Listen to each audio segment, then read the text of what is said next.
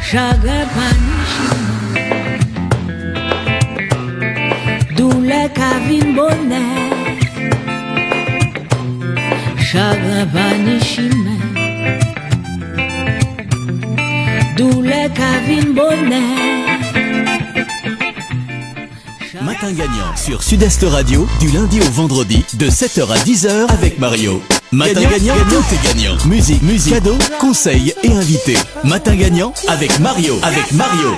Voilà, matin gagnant, bienvenue à ceux qui arrivent seulement maintenant sur la radio, soyez les bienvenus. Notre invitée, elle est bien là, c'est toujours avec beaucoup de plaisir que nous recevons donc Valérie Loury, donc dans les studios de Sud-Est Radio. Valérie, bonjour.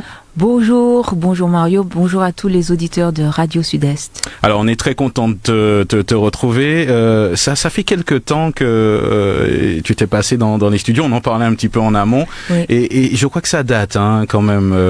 Ça date, ça fait combien de 16 ans la première fois? Ça date de ouais, à peu près, la première fois, ouais, oui, c'est la ça. toute première fois. Ah oui, c'est vrai. Mais oui, Radio Sud-Est qui a toujours été là pour moi depuis le début.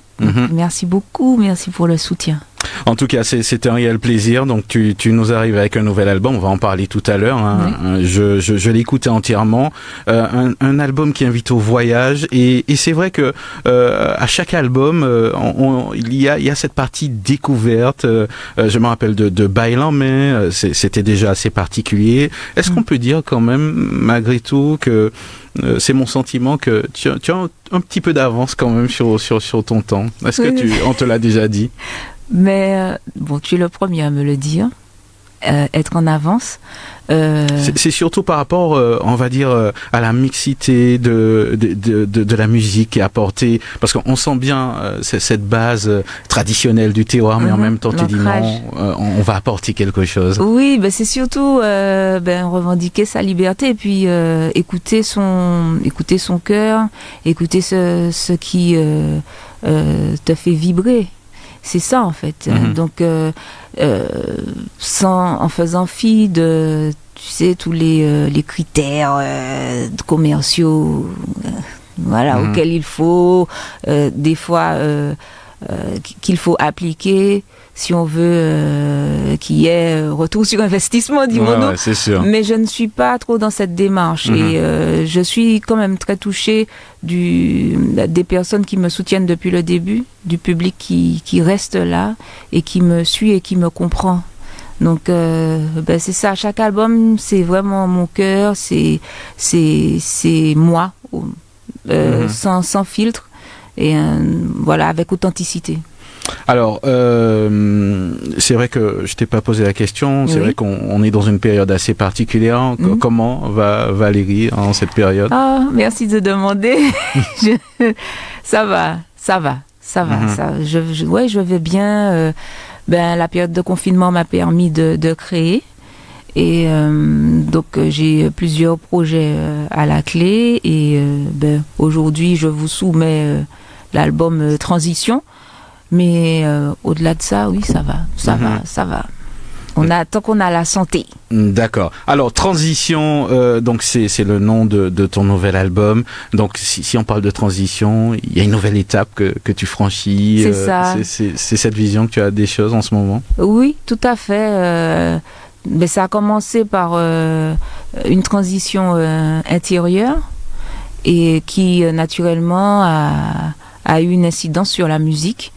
Donc parce que, comme tu le sais, ou bien pour les auditeurs qui me découvriraient, c'est vrai que j'ai toujours habitué les gens plus à un univers ultra acoustique.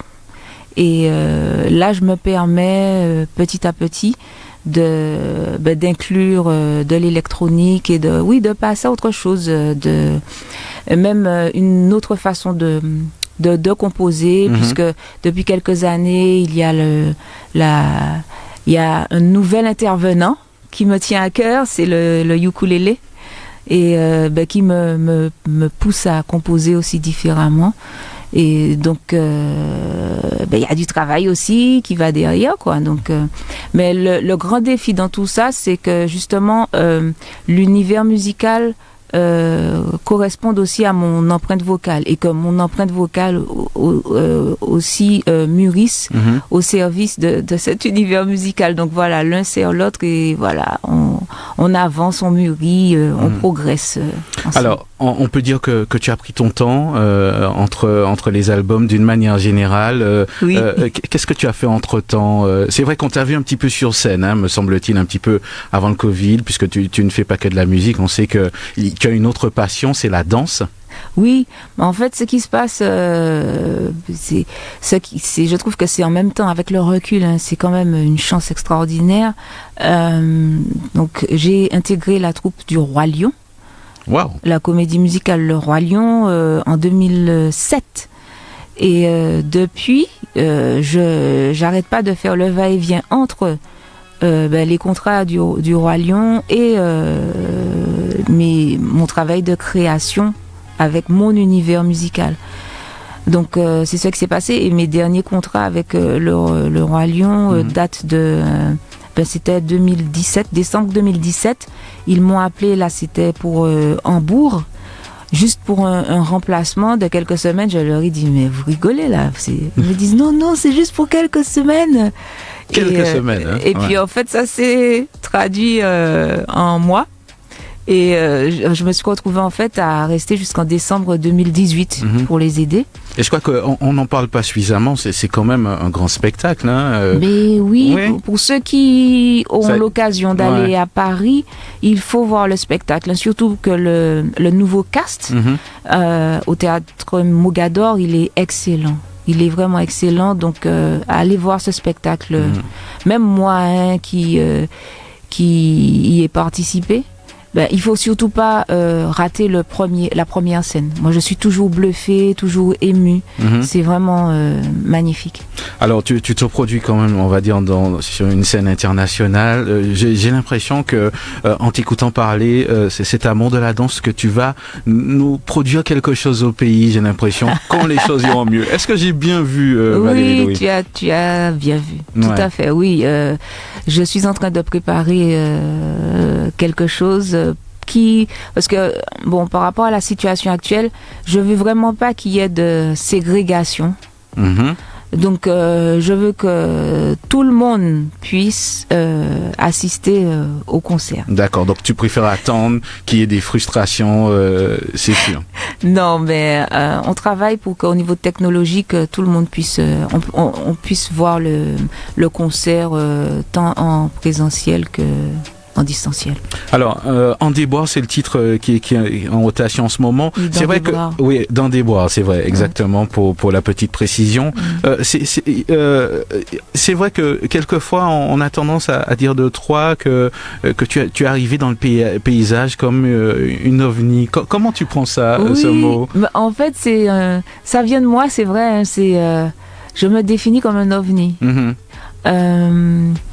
Parce que, en fait, ça me rappelle un peu. Je sais pas si je peux me permettre l'analogie, hein, mais Jean-Michel Rotin, qui est justement, pour moi, c'est un génie dans son style, et pas que je n'ai pas la prétention de me qualifier de génie, non, loin de là. Hein, mais c'est que, en fait, je n'ai pas peur. Je reste ancrée. Ouais. T'as pas peur d'être incomprise, voilà. Peu importe, tu veux proposer vraiment qui tu es en tout profondeur. Tout à fait, c'est comme une relation de couple ou même de famille. Donc des fois on se comprend, des fois moins, mais l'amour est toujours là, le lien est toujours là. Et c'est ce que j'affectionne, mais je ne peux pas, tu sais, me forcer à faire... pour que répondre à tel format, je peux pas faire ça. C'est bien sûr, faut pas croire, hein, j'aime bien la scène urbaine locale, hein, sincèrement, hein, j'aime bien ce qu'ils font, et des fois je peux m'amuser, tu vois, à faire un peu comme eux, mais je vais pas me dire, bon Valérie, il faut absolument que tu tu t'inclus dans un format bien précis pour être, joué, être en playlist ou en rotation sur une radio. Ouais. Mais ce qui me touche encore une fois, hein, c'est que il y a des gens qui sont là, qui répondent et qui adhèrent et qui me manifestent leur soutien, et ça n'a pas de prix, qui me remercient. J'imagine. Qui me remercient pour la force de mes chansons, qui me remercient de les avoir aidés, soutenus quand ils passaient par des phases difficiles de leur vie. Et pour moi, en entendant ça, je me dis, c'est bon, mission accomplie. Ça, tu vois, Mario. Ouais. Ça. Alors, si je te dis Belay, même en écoutant ton dernier album, cette touche-là est toujours là. C'est important pour toi que cet instrument soit toujours présent dans ta musique. Ben oui, il peut. De toute façon, le Belay, c'est mon socle. Hein. C'est vrai que c'est mon socle, et on peut ne pas forcément le retrouver dans l'instrument percussif. Parce que, pour tout te dire, quand j'étais à Hambourg, j'ai vraiment pris le temps d'écouter la musique des Doors. J'étais invitée par une amie qui était à l'époque dans le monde du showbiz au niveau international. Et donc, elle a des vinyles... Et je me suis mise à écouter The Doors, et crois-le ou non, mais j'ai entendu du Belay. C'est vrai. Par rapport justement à mes références, et je pouvais le danser et tout. Je dis, mais tu vois, il y a un lien, la musique vient, il y a un socle aussi. Après, quelles que soient ensuite les couleurs, les styles musicaux qui se développent sur les différents continents de la Terre, mais il y a quand même un socle. Et parce que si franchement j'ai entendu du Belay, sur la musique des Doors, c'est que... Et tout ça a fait écho, quoi. Je me suis dit, ah ouais, là je tiens quelque chose. Mais encore une fois, il faut que ça fasse sens avec qui je suis. Donc il n'y a pas eu que The Doors, hein. Il y a deux jeunes, deux Américains qui s'appellent les 21 Pilots, que je kiffe aussi leur univers. Et voilà, je me suis nourrie de assez ça. surprenant qu'il y ait quand même cette ouverture, justement. Mais bon, surprenant pas tellement quand on écoute quand même ta musique. Il y a une autre artiste aussi, j'imagine, qui t'a quand même marqué, c'est Edith Lefel. Tu peux nous dire pourquoi? Oui, Edith Lefel, elle a contribué à ce que je sois vraiment mise en avant sur la scène locale et régionale, mais en tant que soliste. Parce que c'est lors de son hommage en 2003, un hommage qui lui a été rendu par Éric Virgal au Chant des Sirènes. Éric Virgal, que je salue d'ailleurs et que je remercie. Parce qu'à l'époque, je faisais partie du groupe Bélia, et il m'a invité en solo. Et c'est là que j'ai été vue sur scène pour la première fois sans le groupe Bélia, et que j'ai été repérée par monsieur Jean-Michel Moriello, qui depuis nous a quittés, et qui m'a signé sous mon premier album solo, Bail en main, en 2006, avec le label Hibiscus Records. Alors aujourd'hui, donc on parle de transition, on a déjà commencé à en parler, un album qui sort maintenant. Est-ce que c'est un choix stratégique, ou c'est tombé comme ça, tu t'es dit bon, on arrive au bout du travail? Comment ça s'est passé? Je t'avoue, non, que il n'y a pas eu de stratégie particulière, hein. C'est que c'était le moment de le sortir. J'étais vraiment pas pressée, c'est vrai, vu la situation, le contexte.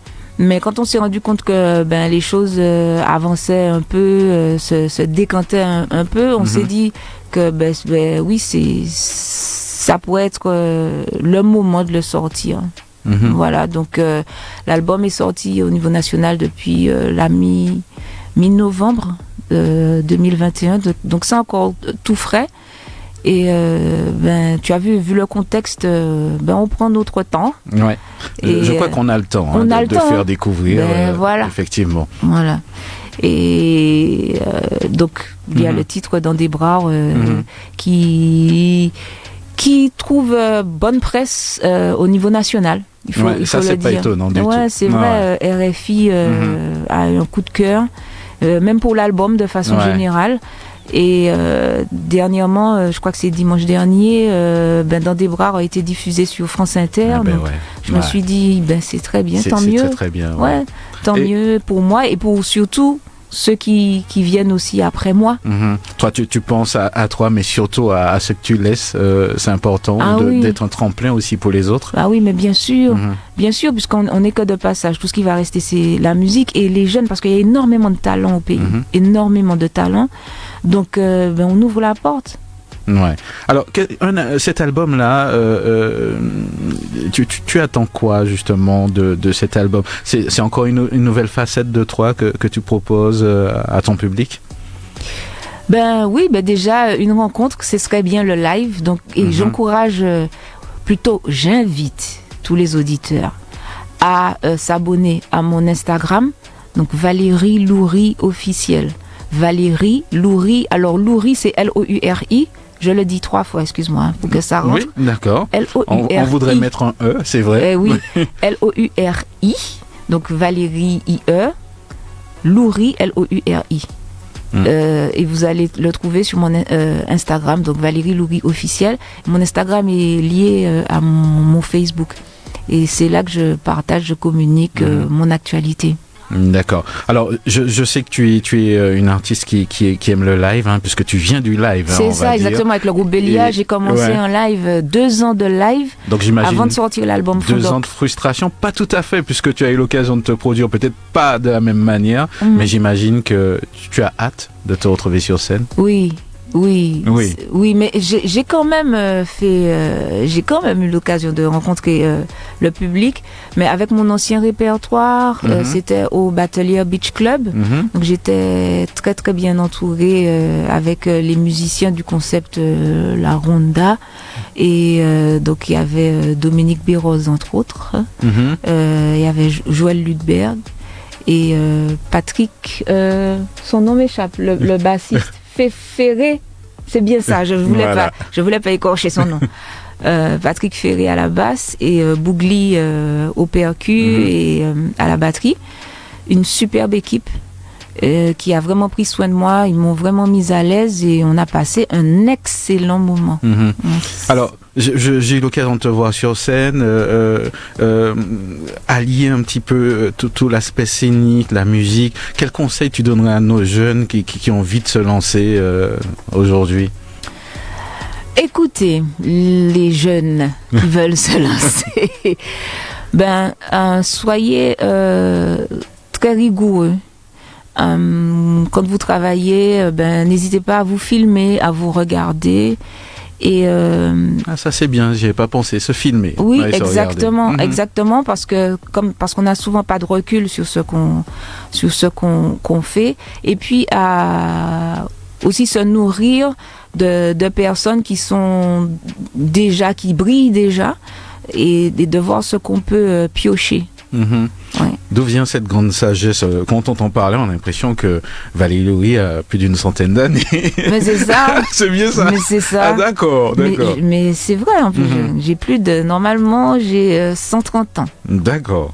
Voilà. Ouais, parce que bon, ce sont quand même des conseils bien avisés pour les jeunes. En tout cas, au moins d'être le fait de se filmer, on a bien écouté, de se regarder, et beaucoup de rigueur. Oui, beaucoup de rigueur. Il faut affûter sa technique pour pouvoir s'en délester au moment M. Et puis être régulier dans le travail, c'est ça. Et toujours travailler, continuer à travailler. Alors, on imagine que si on était dans une autre conjoncture, Valérie Louri, on aurait pu te voir un petit peu à l'international, j'imagine.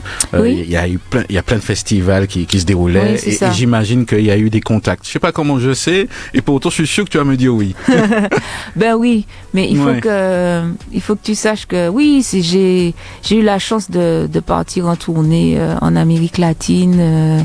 C'était quand? En Amérique latine? Oui, j'ai fait l'Amérique latine, l'Amérique centrale, Là, c'était en 2011. Tu sais, en t'écoutant parler, j'ai l'impression qu'on est un petit peu dépassé dans les médias parce que bon, des informations comme ça, ça devrait être relayé puisque bon, c'est quand même la Martinique qui est mise en avant. Oui, c'est vrai. Et justement, un très bel accueil. Ils m'ont comparé à la Shakira. Ils m'ont dit que je suis la Shakira des Antilles. C'est un beau compliment finalement. Oui, non, mais c'était le public extraordinaire. Ouais, et c'est vrai que j'étais hyper reconnaissante et je souhaite ça à tous mes collègues. C'est de pouvoir, on est en tournée, on défend son univers musical, on défend la musique de son pays et c'est très bien reçu, mais c'est le kiff quoi. C'est vraiment le kiff. J'ai pu faire aussi le festival de jazz à Gastein en Autriche. Qu'est-ce que j'ai fait d'autre? Oui, et puis Hambourg. Voilà. En gros, c'est ça. Qu'est-ce qu'il y a eu aussi? Miami. Ouais. Et tout cela un accueil, notre musique. Hein. En plus, c'est important de le dire. Hein, tu joues ta musique. Hein, c'est pas des reprises et un public qui vit au rythme de cette musique. Mais oui. Ouais. Mais oui. Et, donc c'est le pied. Voilà. C'est tout ce que j'ai à dire. Voilà. On a bien compris hein, justement de quoi tu parles quand tu dis c'est le pied. Parlons un petit peu de tes projets, Valérie. Bon, c'est vrai que on a du mal à se projeter par rapport à la conjoncture, mais j'imagine que c'est pas ça qui va t'arrêter, j'ai l'impression. Ouais, mais bon, normalement, il devrait y avoir un concert au Triton à Paris qui a été repoussé par rapport à la situation. Mais encore une fois, j'encourage le public à me suivre sur Instagram parce que c'est là qu'on aura vraiment... comme vous serez à la source. Ouais. Donc, avant tout le monde, c'est là où ça se passe. Parce que si je dis qu'il y a un concert, c'est que normalement, il y a 99% de chances qu'il se fasse puisque ça vient de moi. Donc, suivez-moi sur mon Instagram. Instagram Valérie Louis officiel, vous aurez toutes les informations. En tout cas, moi, franchement, j'ai mis un vœu de te voir en concert en Martinique, en salle et aussi en extérieur, comme un événement comme le Festival de Fort-de-France. Moi, je dis qu'il n'est pas normal qu'il n'y ait pas Valérie Louis. Ouais. Ouais. Mais oui. Bon, je l'ai dit comme ça, hein, j'assume. Mais oui, avec ton groupe. Et je pense que là, on devrait vivre quelque chose d'exceptionnel, j'imagine. Ah en tout cas, on fera tout pour respecter le public. Voilà. On va se donner à fond. Parce que moi, j'invite justement les politiques à écouter cet album. Je pense que ça leur fera du bien de prendre le temps d'écouter et ils vont comprendre pourquoi je dis des choses comme ça. Voilà. Merci beaucoup Mario. Mais en tout cas, on prépare des choses pour mars. Fin mars. Fin mars, hein. Oui. D'accord. Ouais. Donc on devrait Instagram, voilà. Exactement, parce qu'il y a eu trop de concerts à annoncer puis annulés, donc voilà. Suivez-moi sur Instagram. Alors, ton album est disponible sur toutes les plateformes, j'imagine, en ce moment. Ouais. Oui, bien sûr, et aussi en physique. C'est un bel objet avec un livret qui permet à l'auditeur de se plonger un peu dans l'univers de création de l'album. Donc, il y a des photos de l'ensemble de l'équipe, il y a même les paroles, des chansons, ainsi que la traduction en français. Ah d'accord. Oui. Ouais. Donc c'est vraiment un bel objet. Un bel objet que je me ferai plaisir de vous dédicacer lors de mes prochains concerts. D'accord. Alors, peut-être une dernière info qui est partie un petit peu de mon esprit entre temps. Oui. En tout cas, tu l'as dit, dédicace de l'album. Ah ben le voilà, très bien. On remercie Frédéric qui est à côté en train d'écouter attentivement. Donc on va te laisser justement le montrer aux auditeurs cet album. Oui. Ouais, voilà. Le voilà. Voilà, là il te voit. Voilà, vous avez vu? L'album Transition. Voilà. Belle pochette en tout cas. Okay. Est-ce qu'il y a un clip qui est prévu, sauf si je suis en retard Alors, c'est une très bonne question. Déjà pour la photo, il faut remercier Valérie Denise. C'est lui qui qui me fait les pochettes depuis le Edith Lefel Tribute. Il sait comment, il a vraiment l'œil, il sait prendre le bon cliché. Et excuse-moi, ta question. Ouais, je parlais du clip. Ah oui, oui, on a, il y a une version, j'allais dire web, réseau social. J'ai vu la petite version. Oui, voilà. J'aime bien, c'est un peu intimiste, c'est de pas Woo, mal. oui, Ouais, exact. De Woo, mais on travaille, on devrait pouvoir soumettre au public un vrai clip de Woo et bien sûr dans des bras. Enfin, on travaille sur ça. Il y aura de la danse, je sais pas dire tout. Tu veux me voir danser? Je sais pas. En plus, t'as pas emmené ta guitare, Valérie. Elle confirme. Ouais. Oui, elle veut me voir danser. T'as pas emmené ta guitare. Le uku. Oui. De toute façon, en live, vous aurez l'occasion de me voir. Parce qu'à l'Arrobase aussi, j'ai eu l'occasion de me produire à l'Arrobase. C'était en 2018, je crois. 2018, 2019, je sais plus. Ouais, en tout cas. 2019. Ouais. Et oui, j'étais avec le ukulélé, mais c'était amusant parce que j'ai même entendu, j'ai vu la surprise du public. Quelqu'un qui dit, mais elle joue vraiment. J'ai entendu ça, ça m'a fait sourire. Et comment tu as découvert cet instrument tout simplement, je voulais l'offrir à mon compagnon parce qu'il m'avait offert une guitare. Et en attendant, en fait, j'étais en Martinique quand je lui ai acheté l'instrument et du coup, je me suis un peu amusée avec et je me suis dit, mais il est super cet instrument. Et tu l'as gardé? Non, j'en ai acheté un autre. D'accord. Je m'en suis acheté un. Et oui, je le trouve quand même féminin. C'est vrai. Donc ça veut dire que lui, ça lui va moins qu'à toi, c'est ça? J'espère qu'il écoute pas la radio.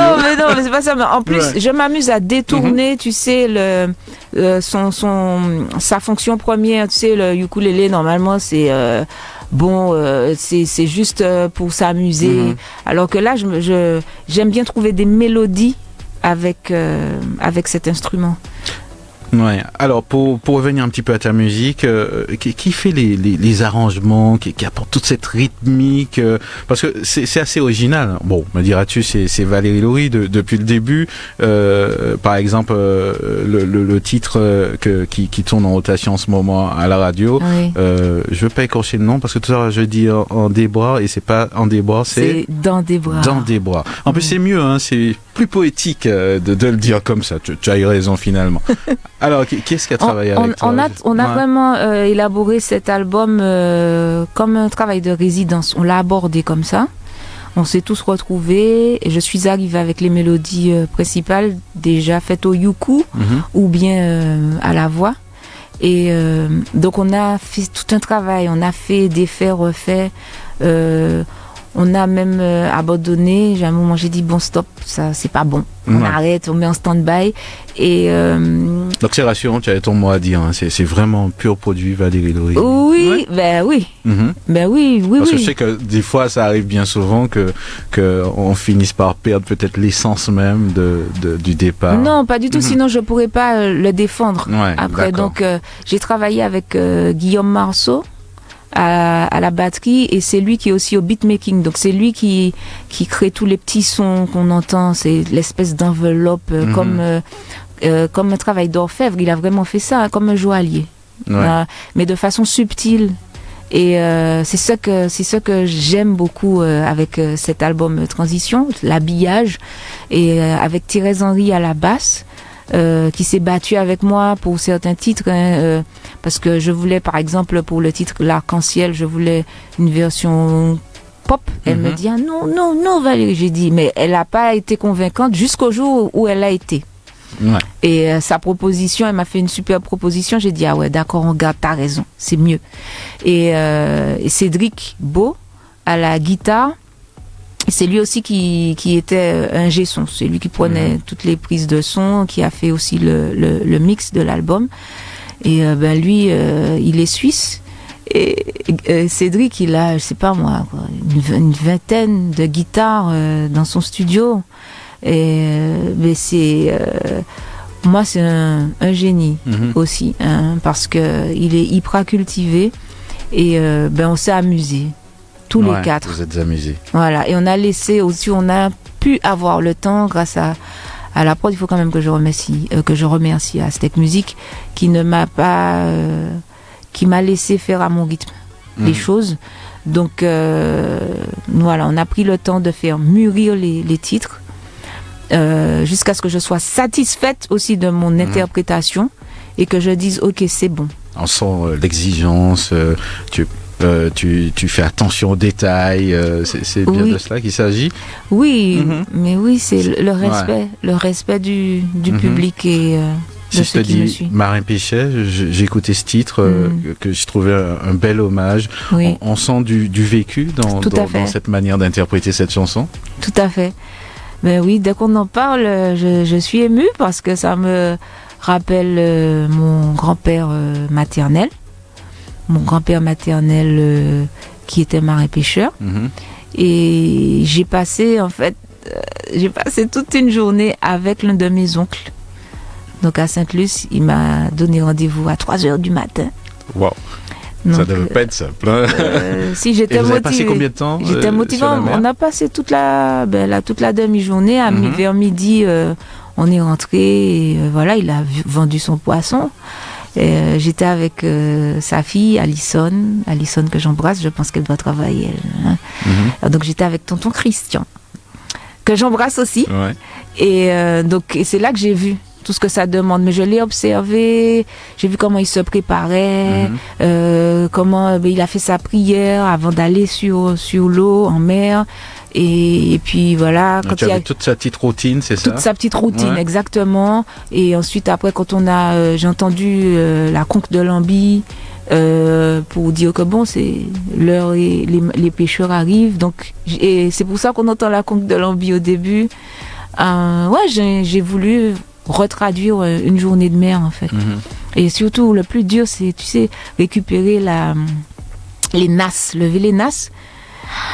Tu as participé? C'est dur. Tu as essayé? Il m'a dit, il a pas voulu. Il m'a dit, mais non, c'est trop lourd. En fait, il m'a dit, mais c'était, c'est un travail dur. Il est dur ce travail.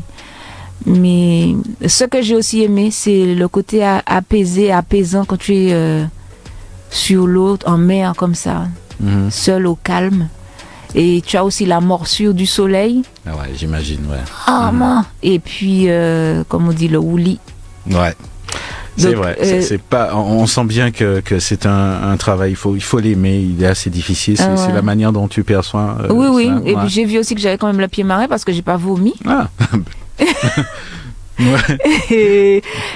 Donc c'est certainement une transmission ancienne, qui sait, du grand-père des fois. Hein. Peut-être. Ouais, peut-être. C'est dans les gènes, tu penses? Ouais, je me dis ça. Ouais, peut-être.